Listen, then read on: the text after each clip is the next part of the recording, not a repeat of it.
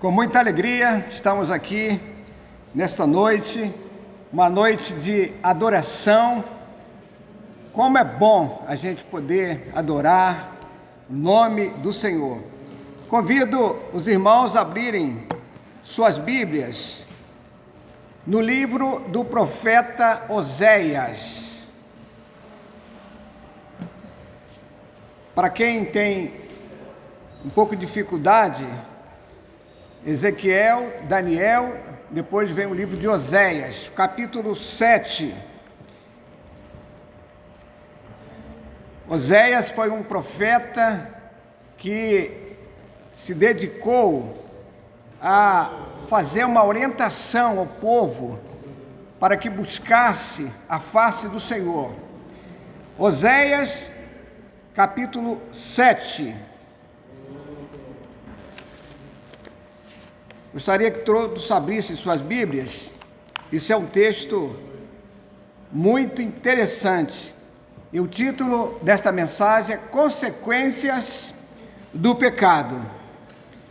O profeta Oséias, ele deixa bem claro, na sua experiência como mensageiro de Deus, que o projeto de Deus para trazer liberdade e o cuidado completo do povo do Senhor, que foi celebrado lá na saída do Egito, mas que só iria ter êxito se as pessoas se submetessem ao domínio do Senhor.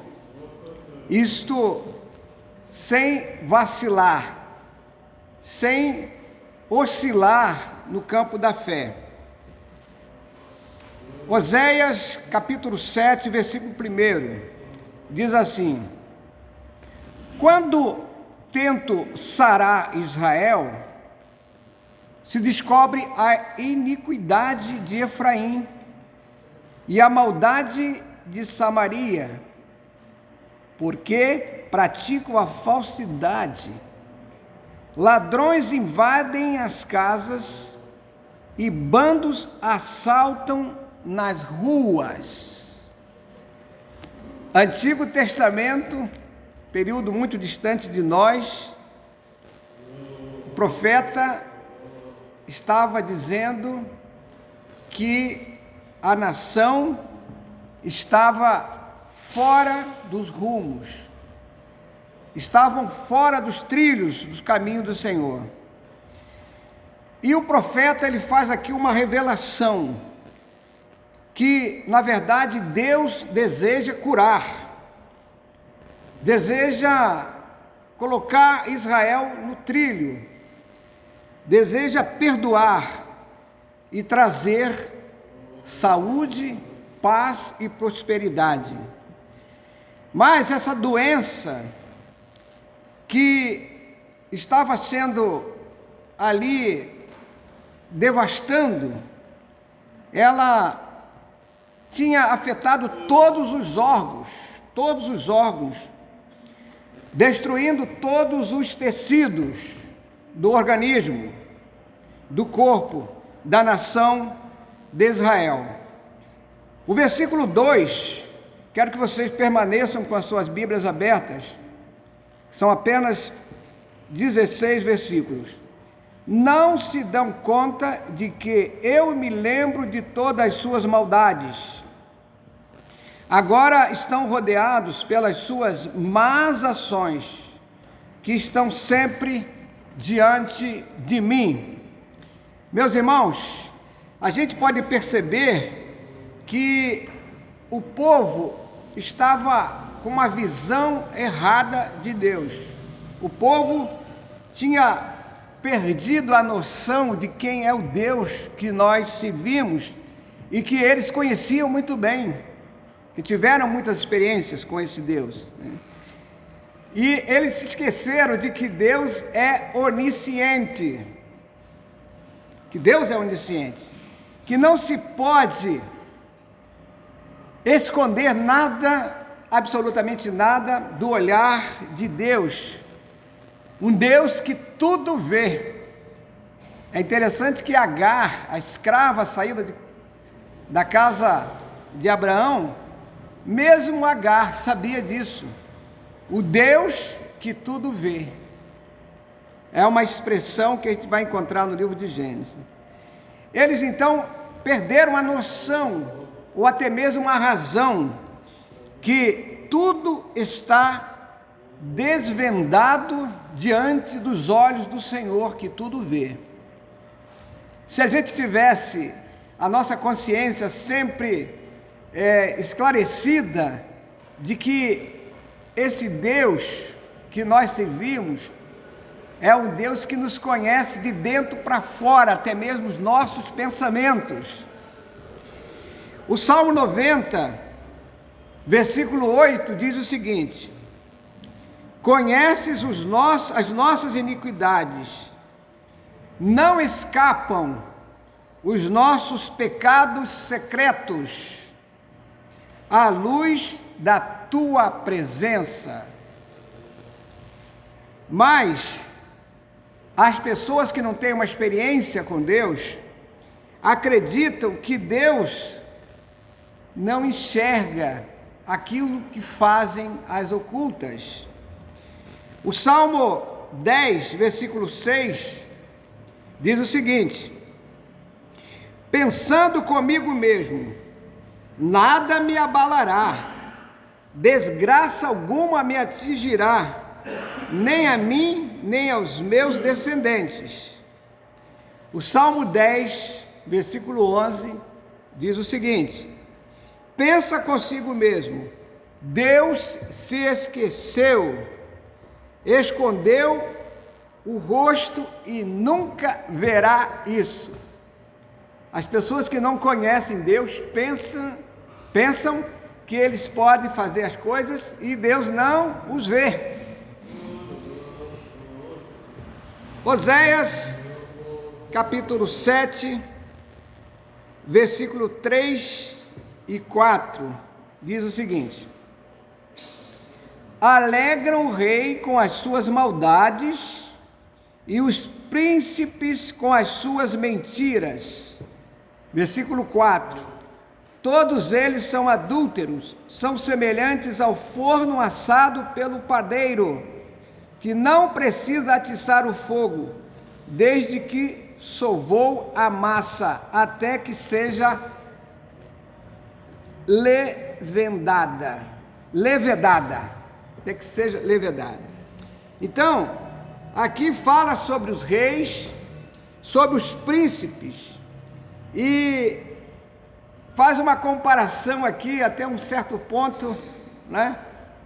Meio assim, fora de razão, quando a gente pensa, fazendo uma comparação com uma figura do forno.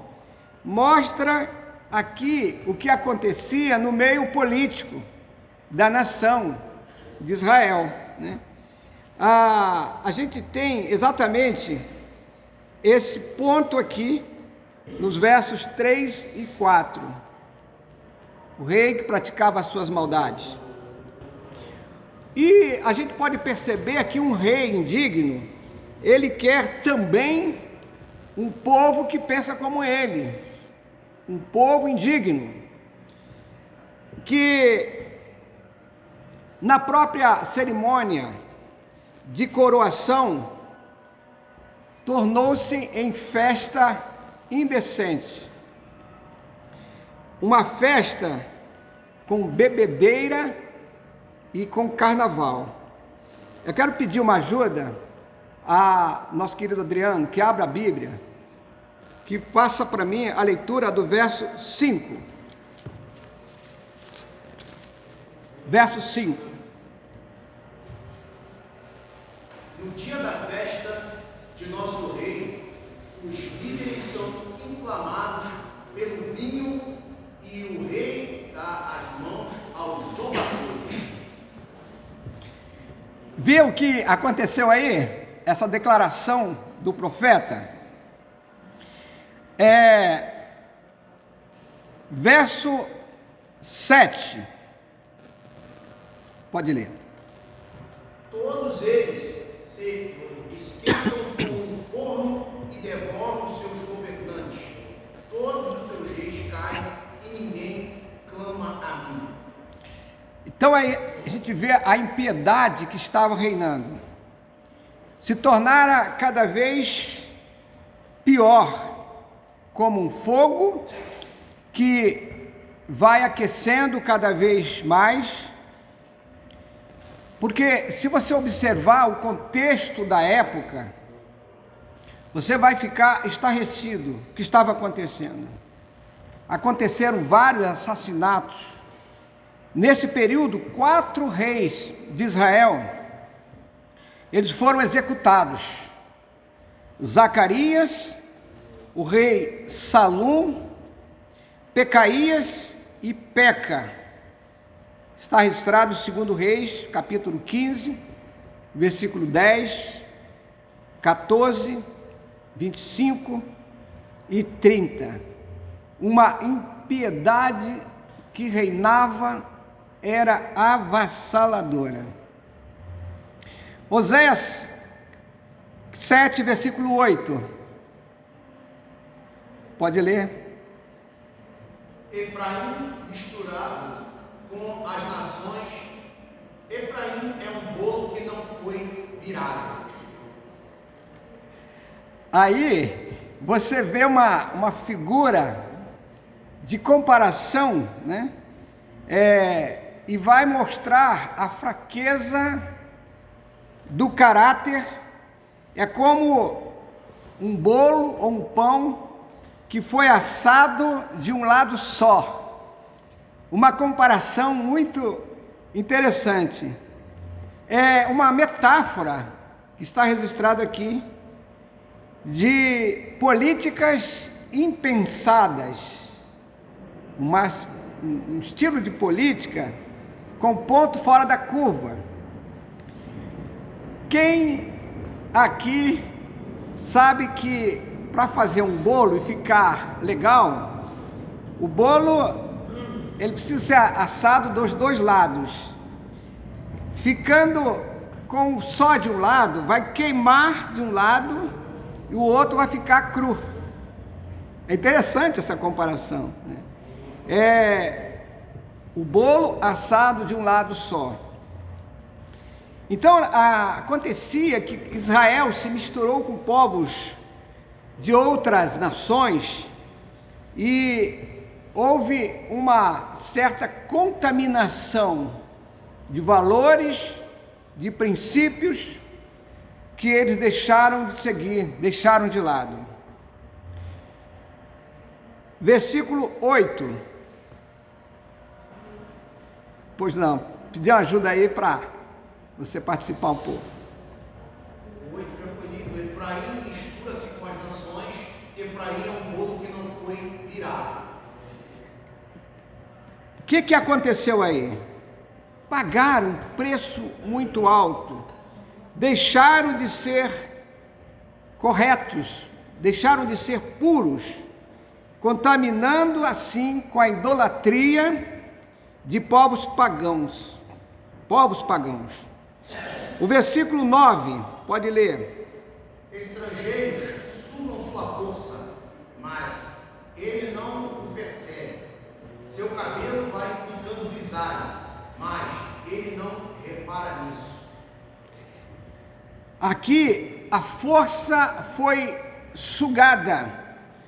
Os cabelos grisalhos indicam que eles ficaram velhos antes do tempo, mas não prestaram a devida atenção no sinal de perigos à vista. E aí, por causa disso, eles foram penalizados. Pagaram tributos pesados a outras nações. 2 Reis, capítulo 15, 19, fala desse ponto, onde eles pagaram tributos à Síria, ao Egito. Isso deixou o país economicamente enfraquecido, esgotado, exaurido. Meus irmãos, isso é algo terrível quando acontece com a nação. Quando deixa de buscar os preceitos do Senhor, a nação começa a cair em uma bancarrota. E com isso, o povo sofre. Versículo 10. A arrogância de Israel testifica contra ele, mas apesar de tudo isso, ele não se volta para o Senhor, para o seu Deus, e não o busca. Diz o texto, apesar de tudo isto, não se arrependeram, não voltaram para os caminhos do Senhor. Por causa disso, nada estava dando certo, as coisas estavam indo de uma situação terrível, uma degradação moral e espiritual, estava em queda livre, sem freios. Isso foi terrível. Verso 11. Efraim é como uma pomba facilmente enganada e sem entendimento. Ora apela para o Egito, ora volta-se para a Síria. O que aconteceu? Deixaram de buscar o Deus Todo-Poderoso para buscar abrigo em nações pagãs. O povo de Deus chegar a este ponto é uma decadência espiritual devastadora. Versículo 12. Quando se forem, atirarei sobre eles a minha rede, e eu os farei descer como aves dos céus. Quando os ouvir em sua reunião, eu os apanharei. Percebe o texto, irmãos? Esse texto, ele é simbólico. Ele tem mensagens que estão aí muito claras para a gente. Atirarei sobre eles a minha rede. Aí já é o próprio Senhor, não as nações. O próprio Deus era aí o caçador. Interessante. Israel certamente seria apanhado e trazido de volta aos trilhos corretos. Versículo 13, 14 e 15. Ai deles, porque se afastaram de mim, destruição venha sobre eles, porque se rebelaram contra mim. Eu desejo redimi-los, mas eles falam mentiras a meu respeito. Eles não clamam a mim do fundo do coração quando gemem, orando em suas camas. Ajuntam-se por causa do trigo e do vinho, mas se afastam de mim. Eu ensinei e os fortaleci, mas tramaram o mal contra mim. Eles não se voltam para o Altíssimo, são como arco defeituoso. Seus líderes serão mortos, a espada por causa de suas palavras insolentes, e por isso serão ridicularizados no Egito. Irmãos, aí a gente vai perceber que Israel retribuiu a bondade de Deus com maldade, Eles, com as suas práticas, afastaram-se dos preceitos sagrados e entraram em práticas pagãs, e isso desagrada a Deus ao extremo. Eles acharam que poderia adorar ao Deus Todo-Poderoso, onisciente, onipresente, onipotente, com práticas de ídolos, de deuses, como Baal, etc. E eles usaram até ritos de magia para obter boas safras na sua agricultura. Uma heresia que Deus não aceita. Falar mentiras contra Deus, verso 13 vai exatamente citar isso, né? E adoração com ritos pagãos são rebeliões contra Deus que destroem a espiritualidade das pessoas.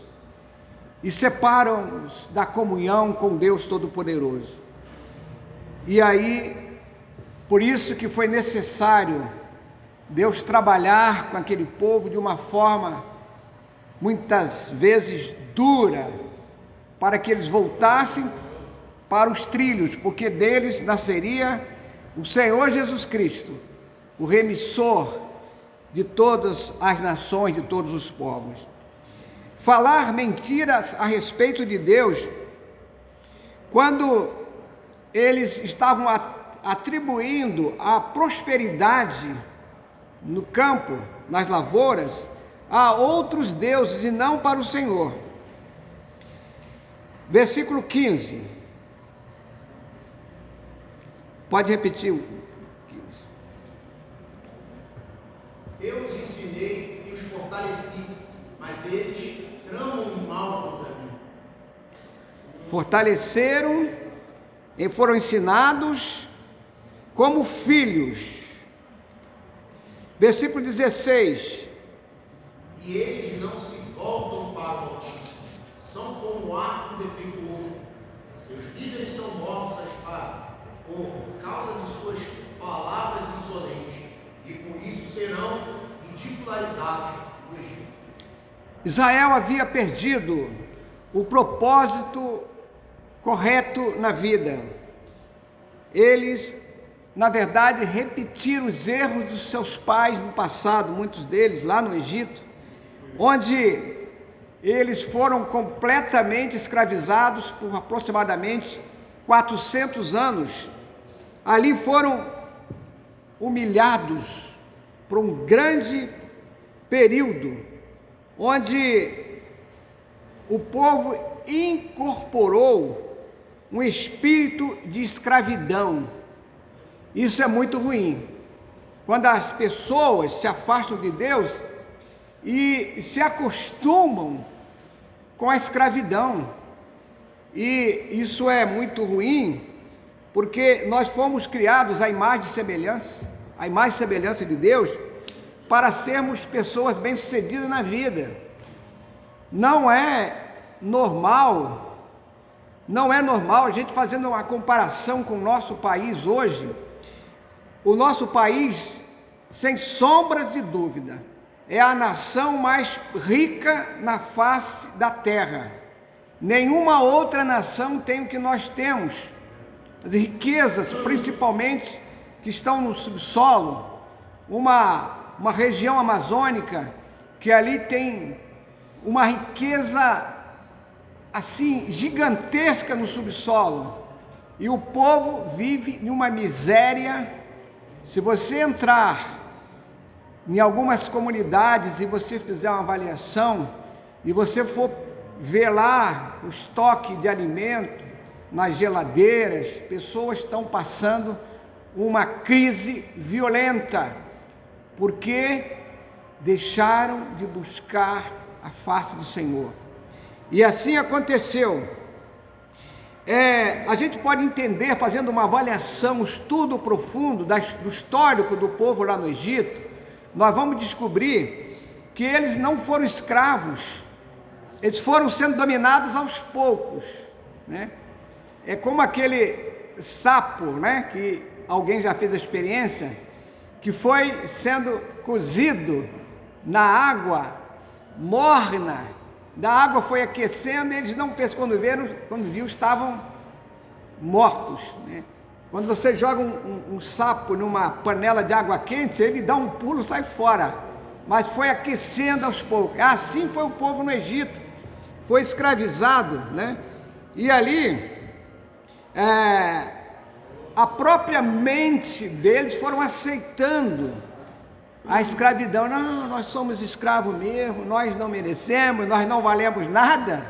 Foram deixando acontecer. Isso foi tão ruim, que quando você lê a Bíblia lá em Êxodo, capítulo 14, versículo 12, eles estavam saindo da escravidão, mas estavam com saudade, queriam voltar a ser escravos novamente. Olha só o texto, Êxodo 14, 12. O que foi o que você fez conosco? Disseram a Moisés, tirando-nos do Egito, deixe-nos em paz para que sirvamos os egípcios. Queriam ser escravos, gente. Será que esta lição não serve para nós hoje? Mas você pode perguntar exatamente o seguinte: o que tem a ver esse texto de Ezequiel, de Oséias 7, Oséias capítulo 7, o texto, com a gente hoje, em nossos dias, neste século? Oséias, ele tem lições para nossas vidas hoje. Parece que ele está escrevendo para nossos dias. Parece que está escrevendo para a nossa igreja, para a nossa nação, para o nosso país. Precisamos fazer uma reflexão.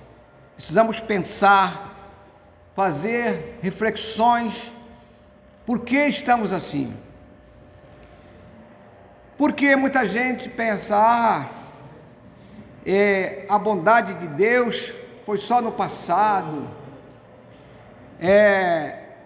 Deus só vai atender, né, aqueles que têm um padrão de vida diferenciado.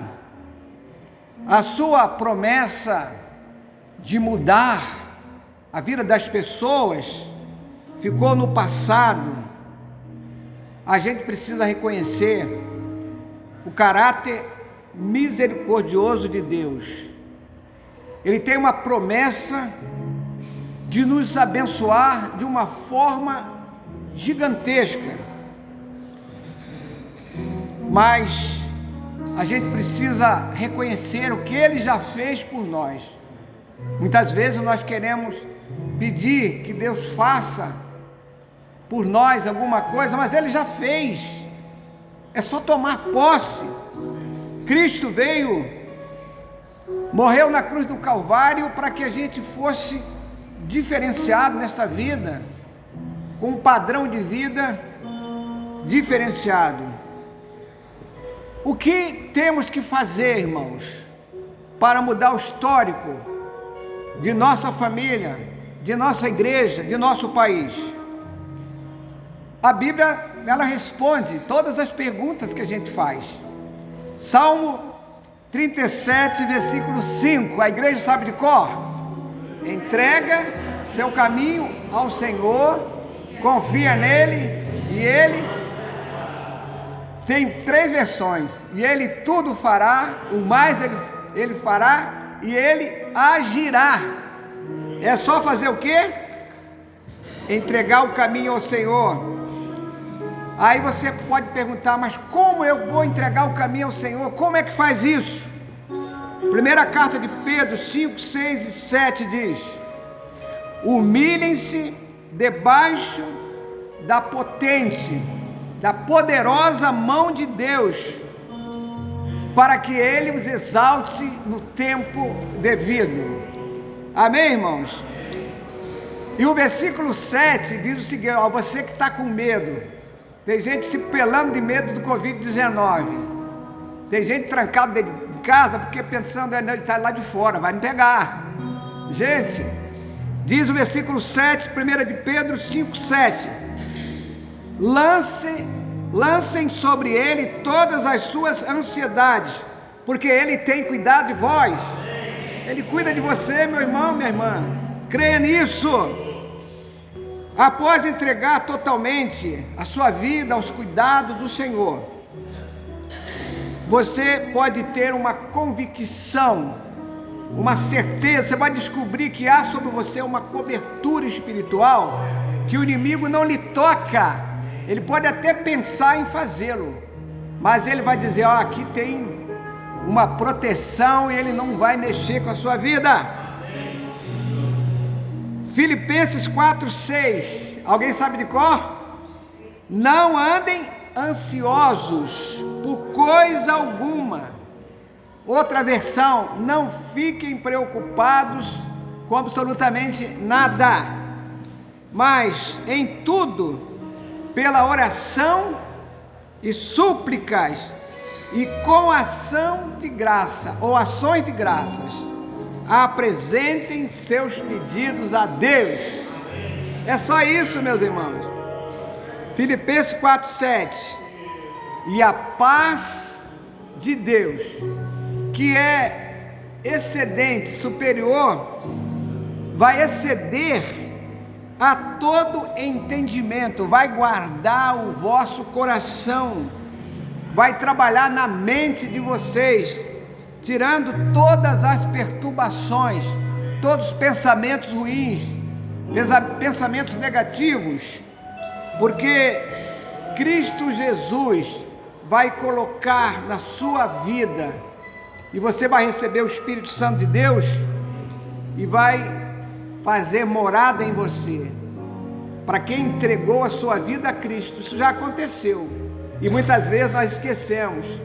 Nós já temos, não é preciso pedir. Tem gente que diz: Senhor, tem denominações que pede o Espírito Santo. Isso acontece quando você entrega a sua vida a Cristo. A Bíblia diz que você é selado com o Espírito Santo de Deus. É no ato que você crê. Então você já tem isso. Fazendo assim, obedecendo os ensinos da palavra de Deus, a paz de Deus, essa paz de Deus, irmãos, não é somente um estado mental, psicológico, não. É uma tranquilidade interna que vai introjetar na sua vida e vai fazer de você uma pessoa completamente diferente. Uma pessoa que vai ter sempre uma qualidade de vida, vai estar sempre para cima, mesmo que saia num dia e de repente você vai pegar o seu carro, está com 2 pneus furados, você tem que dizer glória a Deus, porque alguma coisa ruim ia acontecer e Deus vai mudar a história da sua vida. Irmãos, são muitas experiências que a gente poderia contar aqui, mas eu vou contar uma experiência, não foi minha, eu tenho muitas. O camarada estava dirigindo atrás de uma carreta e de repente veio um negócio na mente dele assim: sai daí, sai daí. E ele ligou a seta e quando ele sai, logo na frente aquela carreta fez uma freada brusca, atropelou um cara de bicicleta, e era uma carreta muito grande. O cara foi jogado ali embaixo e simplesmente, se ele ficasse, ele ia passar por cima do cara. E aquela vida foi poupada porque ele ouviu a voz de Deus. Deus fala com a gente. Muitas vezes nós nos tornamos surdos para ouvir o toque de Deus na nossa vida. Que Deus te abençoe, meu irmão, minha irmã. Que você seja essa pessoa que deixa o Espírito de Deus trabalhar na sua vida. E com certeza você vai ser mais do que vencedor. Amém? Pense nisso. Que Deus abençoe a sua vida. E você que ainda não fez a sua decisão total ao lado de Cristo, olha, não perca tempo. Entregue seu caminho ao Senhor, confia nele e ele vai mudar o histórico da sua vida. Ministério de Louvor.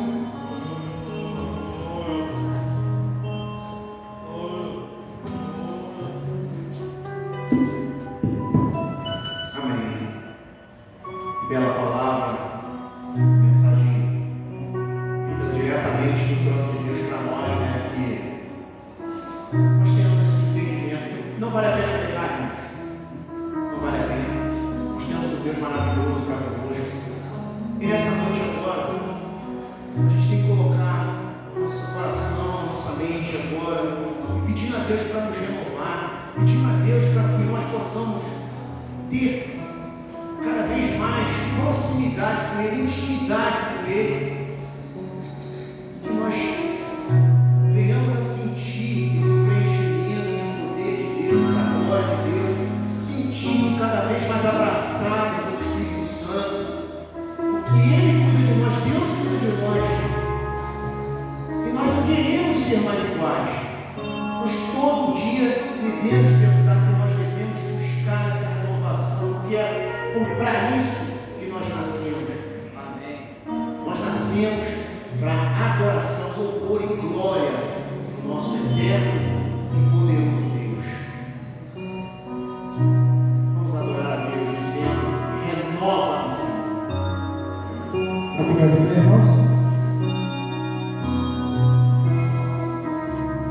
Abra seu coração, peça aí a renovação.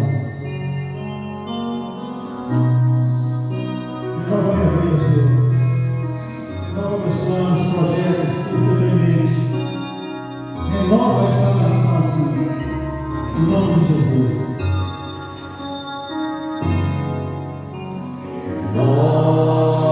Renova-me, Senhor Jesus.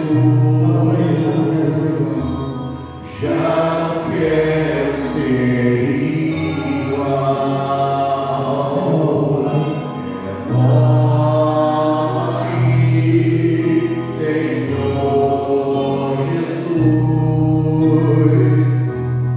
Põe em mim teu coração. Tira tudo que não te agrada, Deus. Porque tudo que há dentro de mim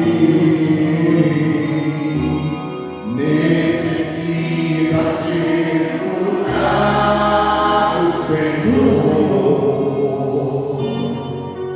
Porque tudo que há dentro do meu coração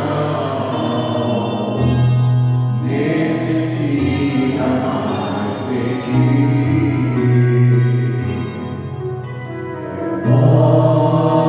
Renova-me, Senhor Jesus. Já não quero ser igual. Renova-me, Senhor Jesus. Põe em mim teu coração.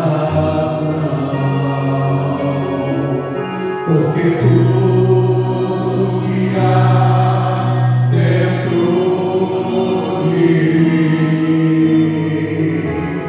necessita ser mudado, Senhor.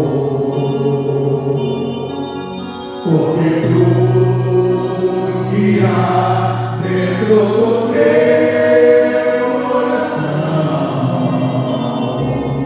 necessita mais de ti.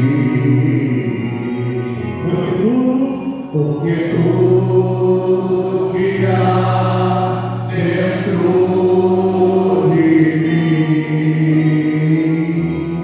necessita ser mudado, Senhor. Porque tudo que há dentro do meu coração Fala para ele. necessita mais de ti. Mais uma vez, necessita.